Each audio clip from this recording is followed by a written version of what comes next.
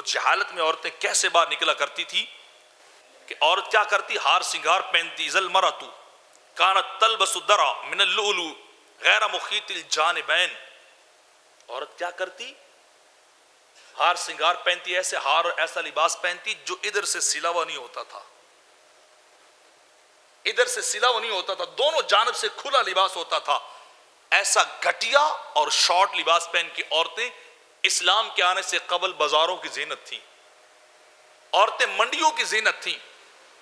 گلی کوچوں کی عورتیں اس وقت اس انداز میں زینت بنی ہوئی تھی اور چلتی تھی. اس دور میں باہر نکل کے آتی تھی، ہار سنگار پہنا ہوتا اور لباس کھلا ہوتا دونوں جانب سے جو ان کے جسم کو ننگا کر رہا ہوتا.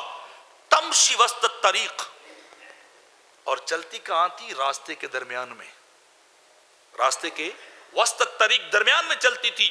وَتَعْرِضُ نَفْسَهَا عَلَى الرِّجَالِ، اور بن ٹھن کے اپنے آپ کو غیروں کے سامنے پیش کرتی تھی، سج دھج کے غیروں کے سامنے آتی تھی، بن سمر کے ادائے غیروں کو دکھاتی تھی کہ لوگ مرد جو ہے وہ ہماری جانب متوجہ ہوں، ہماری جانب اٹریکٹیو ہوں، ہمیں دیکھیں کہ ہمیں خدا نے کیسا بنایا ہے، ہمیں خدا نے کیسا حسن و جمال دیا ہے. یہ بے حیائی کے کام اسلام کے آنے سے قبل تھے اور آج پھر آ رہے ہیں. عورت کی آزادی کے نام پر، عورت مارچ کے نام پر، عورت کے حقوق کے نام پر، عورت کو آزاد کر دینے اور خاندان کو برباد کر دینے کے نام پر، عورت سے اس کی عزت، اس کی حفاظت، اس کی عفت اور عصمت کو چھین لینے کے نام پر یہ پھر ہمارے اندر رواج دیے جا رہے ہیں. میرے آقا نے فرمایا تم اگلے لوگوں کے طریقوں پر بڑے ضرور چلو گے، ایک ایک بلش جتنا فاصلہ بھی نہیں چھوڑو گے، حتیٰ کہ وہ کسی بل میں گھسے تو تم بھی گھس جاؤ گے.